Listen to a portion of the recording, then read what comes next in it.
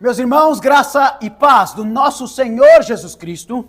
O texto do nosso sermão de hoje é o texto do Santo Evangelho.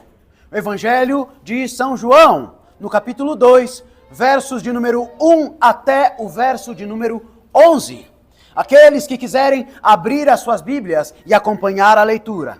Evangelho de São João, capítulo 2, do verso de número 1 até o verso de número 11.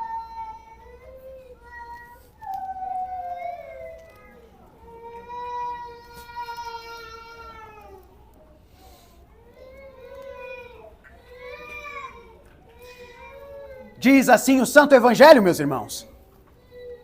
3 dias depois, houve um casamento em Caná da Galileia, achando-se ali a mãe de Jesus. Jesus também foi convidado com os seus discípulos para o casamento. Tendo acabado o vinho, a mãe de Jesus lhe disse: eles não têm mais vinho. Mas Jesus lhe disse: mulher, que tenho eu contigo? Ainda não é chegada a minha hora. Então ela falou aos serventes: fazei tudo o que ele vos disser. Estavam ali 6 talhas de pedra, que os judeus usavam para as purificações, e cada uma levava 2 ou 3 metretas. Jesus lhes disse: enchei de água as talhas, e eles as encheram totalmente. Então lhes determinou: tirai agora e levai-a ao mestre-sala. Eles o fizeram.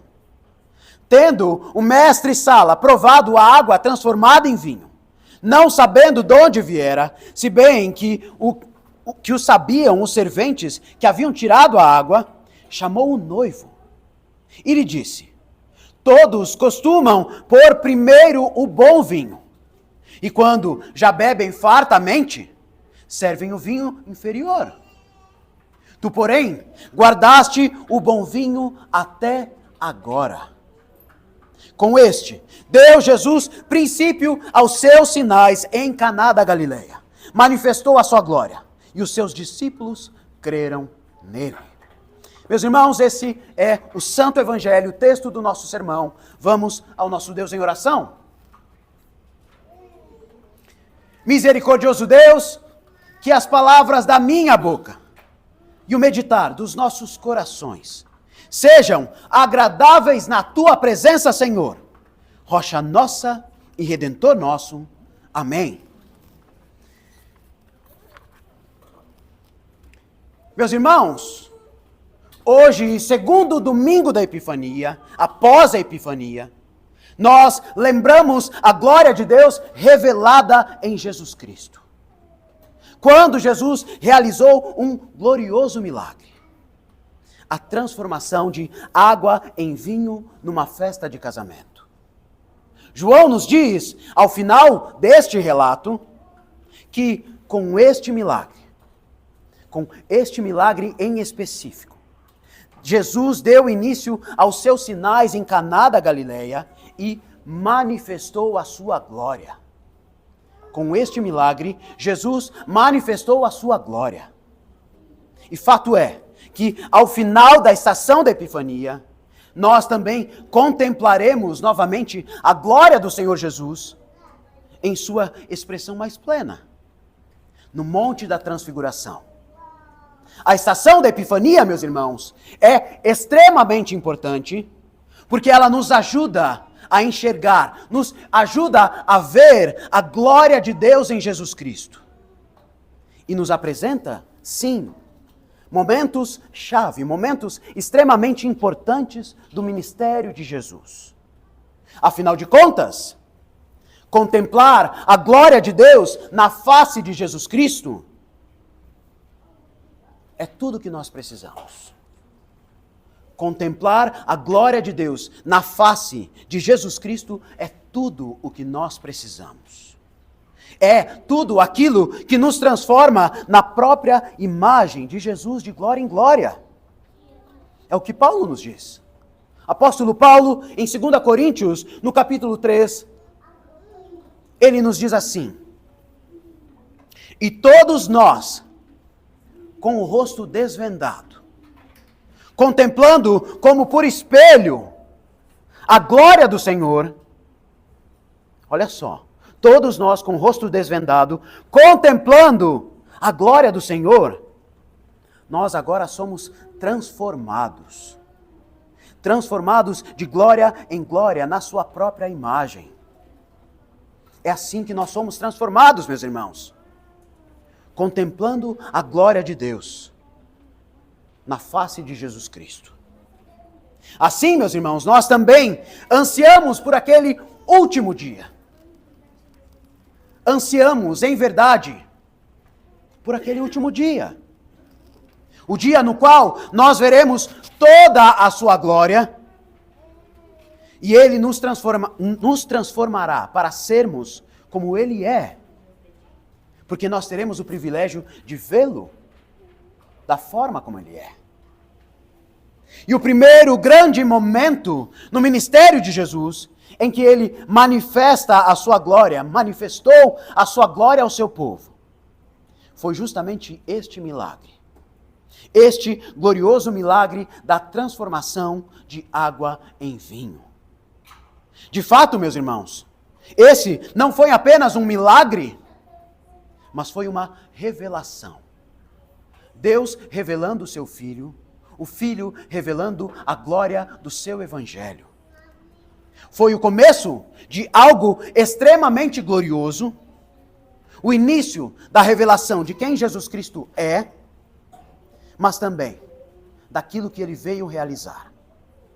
Cabe lembrar, meus irmãos, João no seu Evangelho está nos revelando, está nos apresentando uma nova criação, um novo Gênesis. Não é o que vemos no início do Evangelho de João? Um novo Gênesis, uma nova criação. Ao longo de todo o seu relato, o apóstolo João nos apresenta Jesus como aquele que é maior do que o primeiro Adão. João nos apresenta Jesus como aquele que é maior do que Moisés, maior do que Jacó, maior do que Abraão e maior do que todo o antigo pacto, todo o Antigo Testamento. Jesus é maior do que todo o Antigo Testamento e é isso que esse milagre vem para confirmar. Não é à toa que João registra quando aquele milagre aconteceu. Quando? 3 dias depois. 3 dias depois aquele milagre aconteceu. O terceiro dia. O dia da ressurreição. O dia da nova criação inaugurada. Então, João relata o seguinte no verso de número 3. Tendo acabado o vinho daquele casamento, a mãe de Jesus lhe disse: eles não têm mais vinho. Isso significa, obviamente, que o vinho que eles tinham não era suficiente para durar até o fim da festa de casamento. Do ponto de vista social e cultural, essa situação, meus irmãos, seria um grande constrangimento para aquele casal recém-casado. Imaginem o nível, o tamanho do constrangimento. Assim como seria para qualquer um de nós, qualquer pessoa proporcionando uma festa. A falta de vinho certamente traria vergonha e desonra para aquele jovem casal. E onde vemos um jovem casal sendo envergonhado também, se não no Éden, se não no começo da história. Imaginem a cena, meus irmãos. Os convidados, alegres, celebrando, dançando, então começam a perceber que o vinho está acabando. A conversa se espalha. Se fosse uma festa nossa, com certeza geraria uma grande tensão. A conversa se espalha. E a alegria começa a dar lugar à murmuração. Para os noivos, isso seria o início de um casamento marcado pelo constrangimento e pela humilhação. E é justamente nesse cenário, É justamente nesse cenário de escassez e de vergonha iminente, que Jesus escolhe manifestar a sua glória. Ele não apenas resolve o problema, mas Jesus transforma a vergonha em celebração. Transforma a escassez em abundância. Cabe destacar, meus irmãos, que em meio àquela situação que alguém pode considerar banal, Jesus não age como um puritano moralista, nem mesmo como um anfitrião sem noção. Percebam, Jesus, em meio àquela situação que alguns poderiam considerar banal, Jesus não age como um puritano moralista, nem mesmo como um anfitrião sem noção. Jesus não age como um moralista dizendo: olha só, pessoal, acho que vocês estão bebendo demais. Se acabou, foi porque vocês estão se passando, né? Jesus não age dessa forma. Olha só, pessoal, vocês já beberam demais. Tá bom, vamos encerrar por aqui. Acho que já chega. Jesus não age dessa forma. Nem mesmo age como um anfitrião sem noção, do tipo que nem se importa. Não se importa com o bem-estar dos seus convidados. Jesus sabia que não seria bom que a festa acabasse daquele jeito. Jesus não apenas sabia, mas Jesus não queria que a festa acabasse daquele jeito. Jesus é, literalmente, da turma dos inimigos do fim. Esse é o nosso Senhor Jesus Cristo. O noivo e a noiva, por sua vez, são como Adão e Eva no jardim. Eles querem evidenciar a todos que o jardim é muito bom, que o jardim provê tudo o que eles e os seus convidados necessitam. Mas eles não podem fazer isso por si só.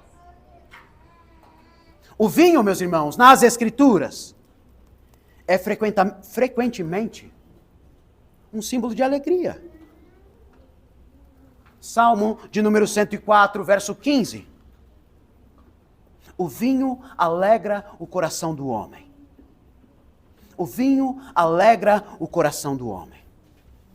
Mas não apenas ao homem, pois em Juízes, no capítulo 9, nós lemos que o vinho alegra os homens e alegra a Deus também. O vinho alegra aos homens e agrada a Deus também. Alegra a Deus também. O vinho alegra o nosso Deus. E qual é o remédio então, meus irmãos? Para um casamento ou mesmo para uma vida que perdeu a sua alegria. Um casamento ou uma vida que está cheio de vergonha, cheio de desonra, e se assemelha a vasos de pedra vazios. Qual é a solução para esse tipo de vida, esse tipo de casamento? O remédio, como nós podemos imaginar, é a manifestação da glória do nosso Senhor Jesus Cristo. É o único remédio. Não há outro remédio para um casamento, para uma festa de casamento, mas para um casamento em si. Não há outro remédio para uma vida em si, senão a manifestação da glória de Cristo.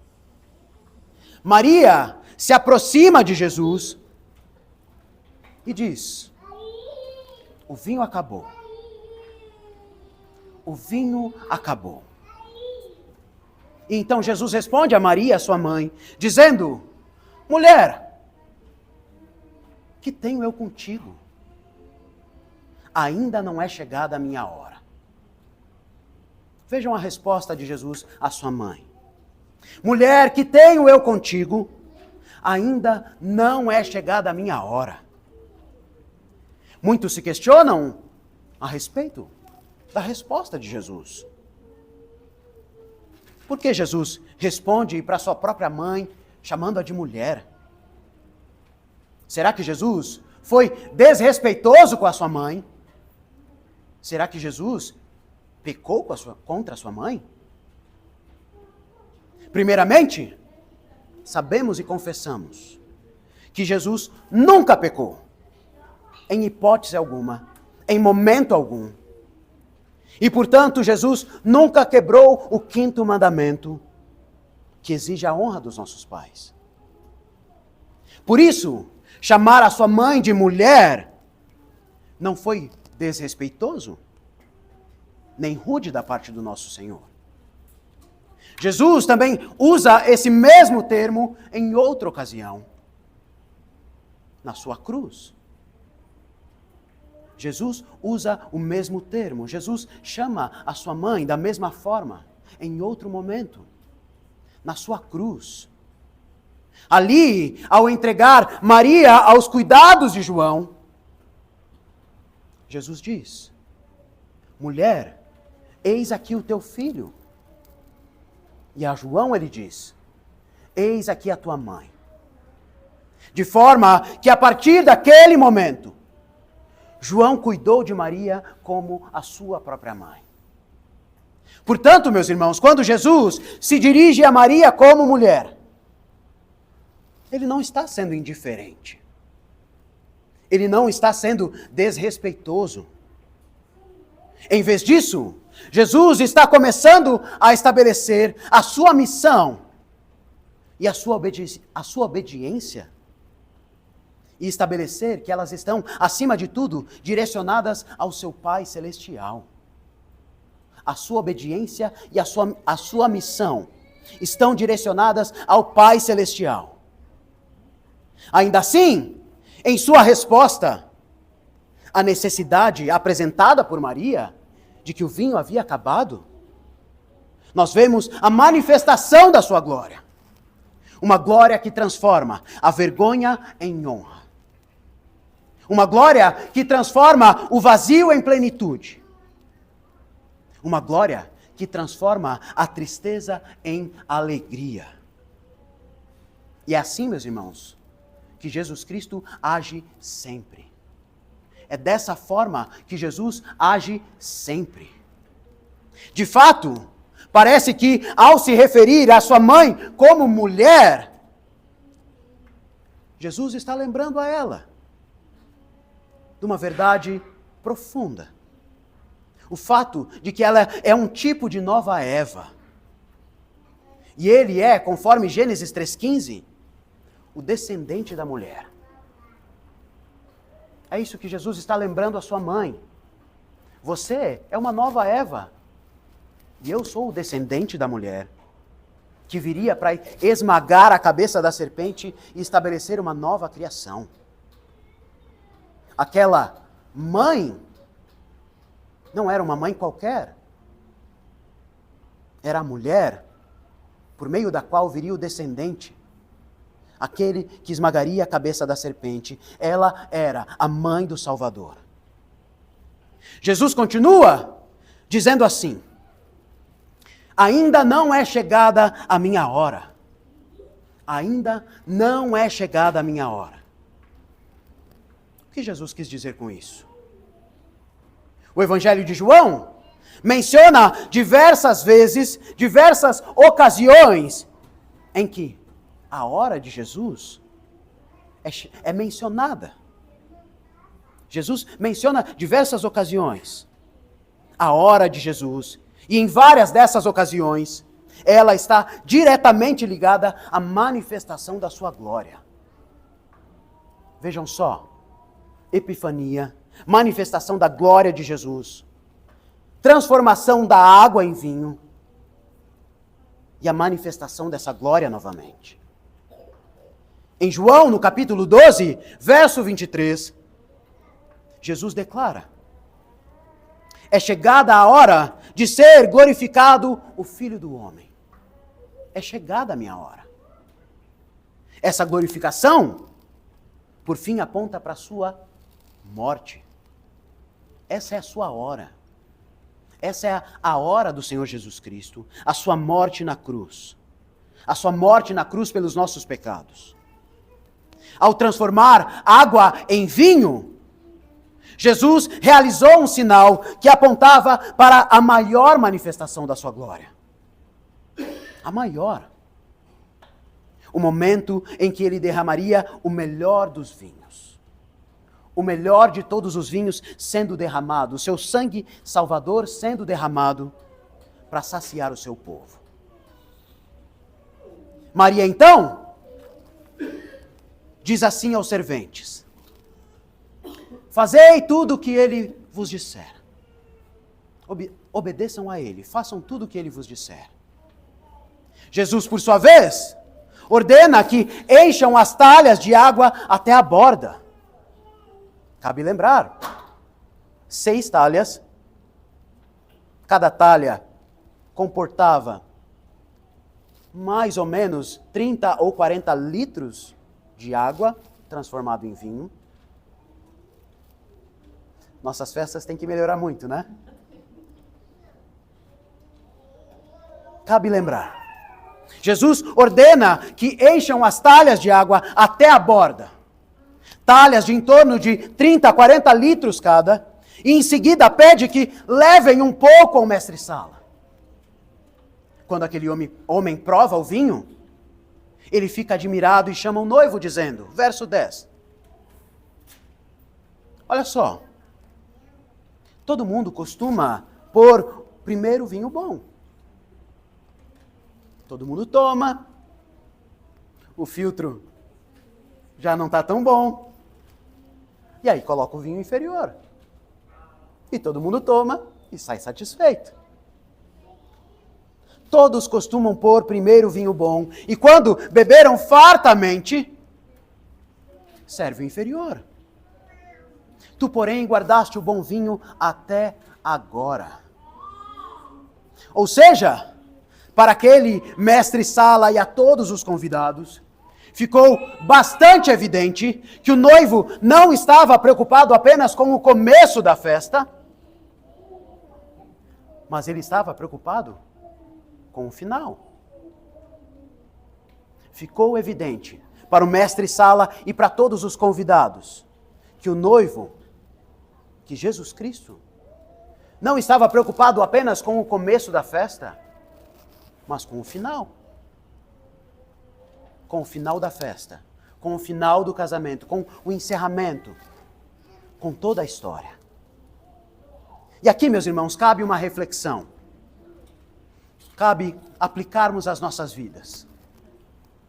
Quantas vezes nossas vidas em Cristo não seguem esse mesmo caminho? Quantas vezes? No início da nossa conversão, nós servimos o bom vinho. Não é assim? Não é assim que nós começamos com Cristo? Estamos cheios de entusiasmo, estamos cheios de alegria, estamos cheios de desejo de honrar ao nosso Deus. Começamos com um bom vinho. Experimentamos a novidade de vida em Cristo. Queremos contar para todo mundo a respeito do que Jesus fez nas nossas vidas. As nossas Bíblias estão sempre abertas. Temos inúmeros versículos memorizados. Amamos vir à igreja. Nem nos atrasamos. Adoramos ao Senhor com alegria. E as nossas orações em casa duram horas. Horas. Não simples minutos, como fazemos. Não é assim que nós começamos? Não é assim que começa a nossa vida com Cristo? Estamos cheios de entusiasmo, cheios de alegria, cheios de desejo de honrar ao nosso Deus. E até mesmo as nossas orações em casa duram horas, transbordando de paixão e alegria e gratidão. Mas a verdade é que ao longo do tempo, nós começamos a sentir aquele entusiasmo todo se esvair, diminuir. Nossas vidas começam a parecer uma festa onde o vinho está acabando. Ou talvez já acabou.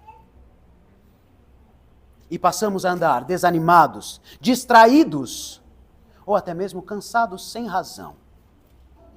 Da mesma forma, nossos casamentos podem estar parecendo com um vinho inferior, ou com um vinho que já acabou também.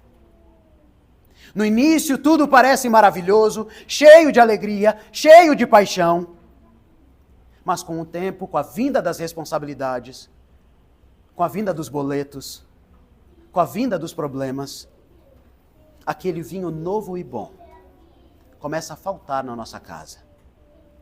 Os maridos deixam de amar as suas esposas e cuidar delas como deveriam, como faziam no início do casamento. Os maridos deixam de amar e cuidar das suas esposas como deveriam. E as esposas, por sua vez, passam a agir de maneira desrespeitosa, desprezando a autoridade e o amor dos maridos. A qualidade do casamento se deteriora e a alegria que cada um encontrava no outro, começa a se perder também. E a verdade, meus irmãos, que esse ciclo de desamor e desrespeito vai lentamente corroendo a relação. O casamento, que deveria ser um reflexo do amor sacrificial, um reflexo do amor sacrificial de Cristo pela igreja e da submissão alegre da igreja a Cristo, se transforma. Se transforma em um campo de mágoas, se transforma em um local de acusações e de ressentimento. É nisso que os nossos casamentos, é nisso que muitos casamentos se transformam. Partem de momentos de paixão e alegria para momentos, um campo de mágoa, de acusação e de ressentimento. E o fato é que a mesma coisa pode se repetir em todos os outros relacionamentos. Não é só sobre casamento que estamos falando aqui. Pode se repetir em todos os nossos relacionamentos, seja com os nossos filhos, seja com os nossos amigos, seja no nosso trabalho. Novo emprego. Como é que você começa? Se você entrasse no seu emprego como você está hoje, será que você seria contratado? Será que você passaria o estágio? Todas as áreas. Nos comportamos da mesma forma. No entanto, meus irmãos, o Jesus que transforma a água em vinho é o mesmo Jesus que pode trazer alegria de novo aos nossos relacionamentos. O mesmo Jesus que transformou água em vinho é o Jesus que pode transformar você da água para o vinho. Mas para isso, meus irmãos, nós precisamos reconhecer que isso não vai acontecer com técnicas, não vai acontecer se você descobrir o novo coach do momento, não vai acontecer se você simplesmente mudar a sua alimentação, e isso é ótimo. Não vai acontecer se você começar a fazer academia, seja o que for, e isso também é ótimo. Isso só vai acontecer. Você só vai ser transformado da água para o vinho por meio de um milagre. Somente através de um milagre você será transformado. Precisamos reconhecer que nós precisamos de um milagre. Precisamos que Cristo revele a sua glória a nós. Precisamos que Ele transforme água em vinho, tristeza em alegria, vazio em abundância. É isso que nós precisamos. E isso só pode acontecer, só passará a acontecer na sua vida, se você fizer aquilo que Ele mandar. Não é isso que Maria disse àqueles homens? Façam o que Ele mandar, antes dele realizar o milagre. antes dele realizar o milagre. Qual é a primeira coisa que Jesus nos manda fazer? O primeiro mandamento, a primeira ordem de Deus a nós, é que nós creiamos em Jesus Cristo.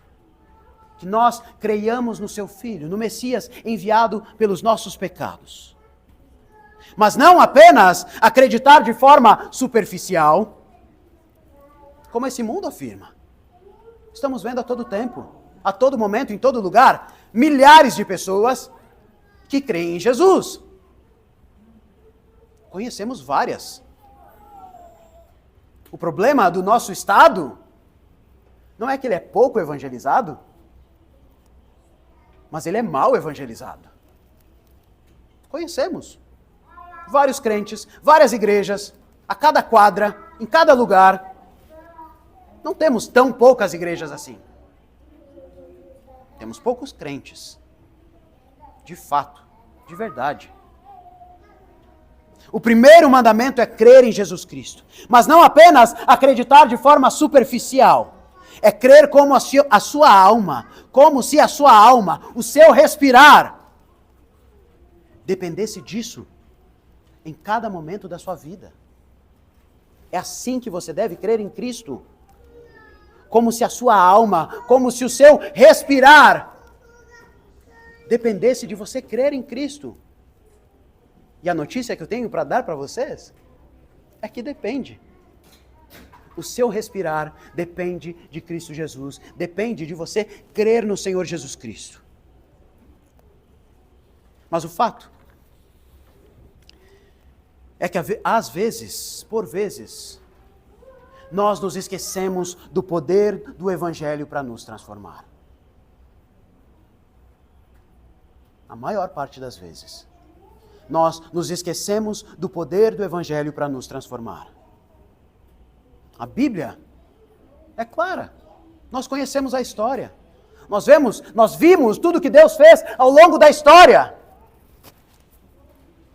O Deus que abre um mar não é capaz de transformar um mero miserável como eu? Nós conhecemos a história. Deus muda tudo sobrenaturalmente. Ele nos faz novas criaturas em Cristo Jesus. O velho passa, o novo vem.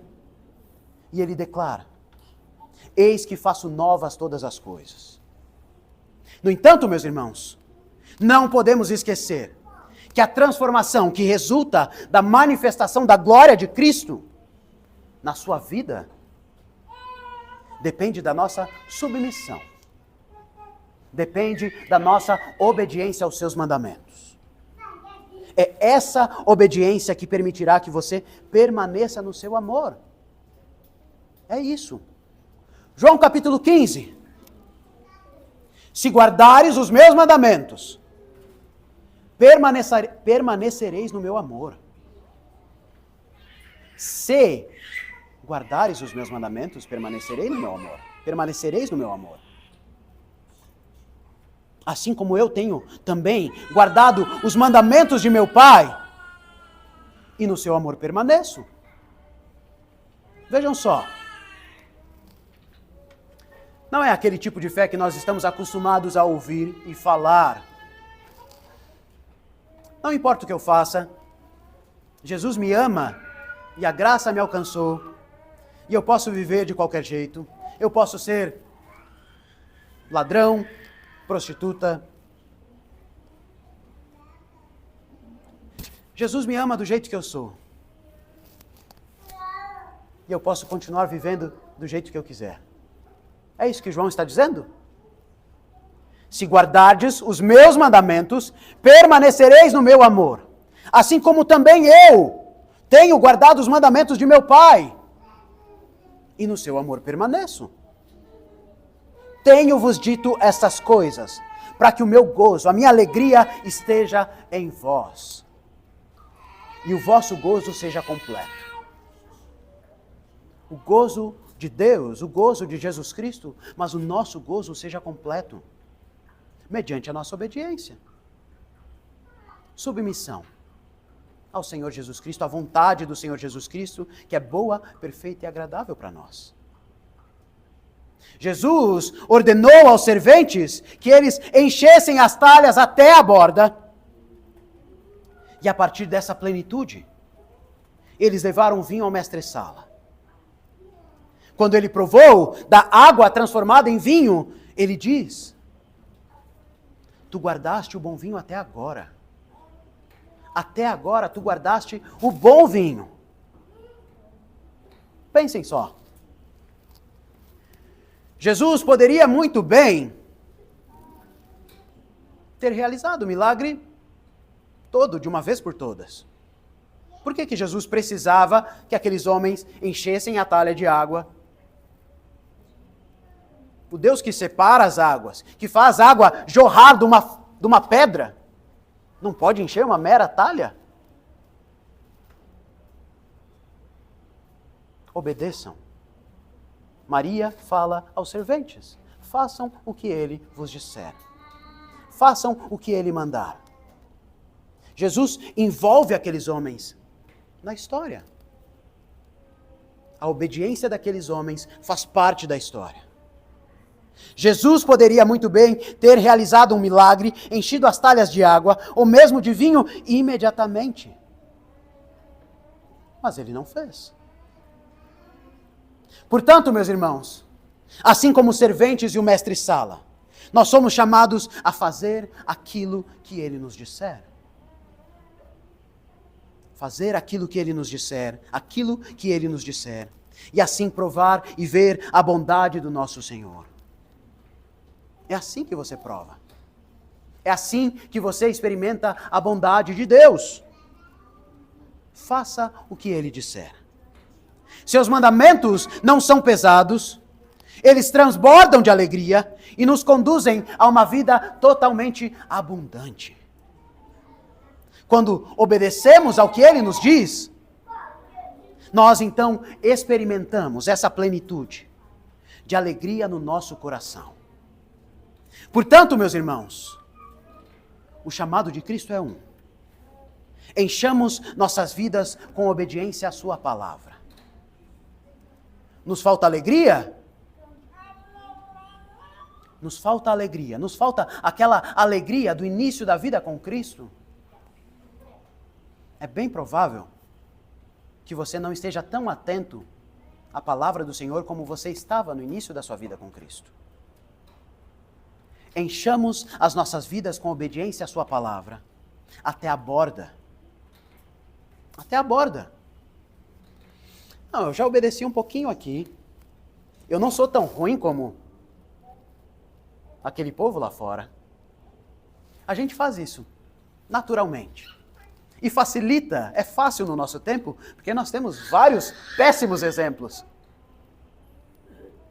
Mas isso não é uma desculpa para você. Com o perdão da palavra, dane-se os maus exemplos. O exemplo que você deve olhar, você sabe qual é. Jesus Cristo, nosso Senhor.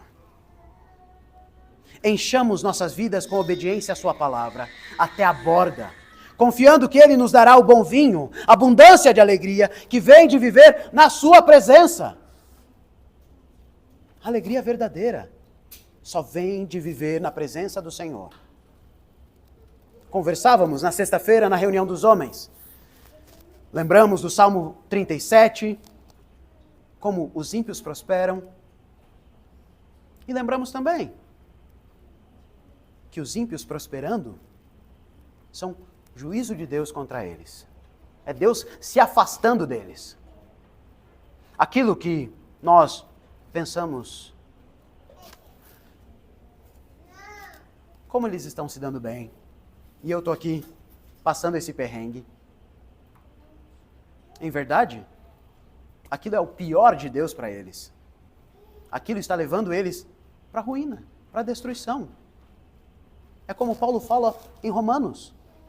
Eles são entregues a todo tipo de comportamento desprezível.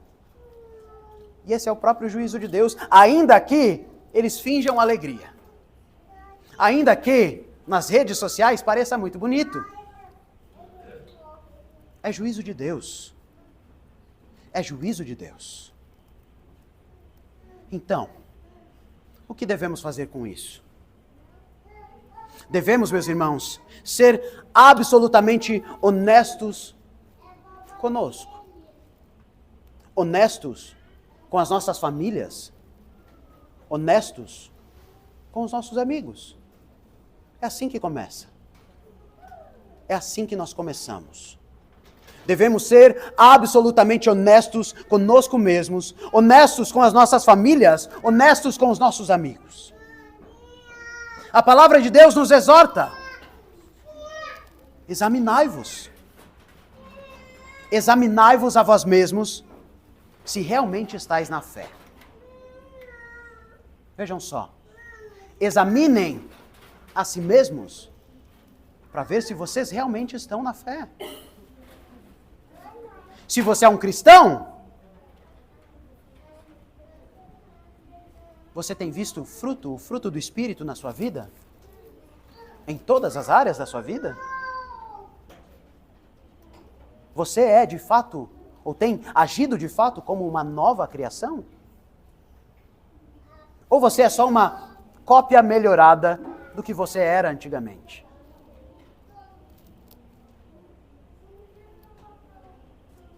Se você é um cristão, você precisa estar vendo o fruto do Espírito na sua vida. Você precisa enxergar que você é uma nova criação em Cristo Jesus. Você deve experimentar a renovação do Espírito Santo na sua vida. O lavar regenerador do Espírito Santo na sua vida. Portanto, meus irmãos, examinem-se. Examinem-se. A gente vive nas nossas vidas de uma maneira tão corrida e nós esquecemos de examinar a nós mesmos e saber se de fato estamos andando no Senhor. Será que o novo vinho de Cristo está transbordando na sua vida? Ou será que são aqueles cálicezinhos com um dedinho? Ou será que nos tornamos batistas e só tem suco de uva, nem vinho tem mais? Será? Examine-se. O novo vinho de Cristo está transbordando na sua vida, produzindo alegria, comunhão e celebração? Ou você tem vivido como antes? Ou você tem se sentido vazio, sem vida e sem alegria? Alegria que vem do reino. Alegria que vem de Deus, da face de Cristo manifestada diante de nós, revelada diante de nós. É impossível, meus irmãos, contemplar a face do Senhor Jesus Cristo, a revelação de Jesus Cristo, e continuar vivendo do mesmo jeito.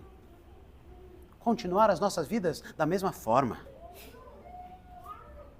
Pelos frutos os conhecereis. Mateus capítulo 7, verso 16. E isso, meus irmãos, não se aplica apenas à nossa vida pessoal. Está rápido, hein? Isso não se aplica apenas à nossa vida pessoal e particular, embora seja crucial. Embora seja crucial. Mas também às nossas relações mais próximas, especialmente nos nossos casamentos, para aqueles que são casados.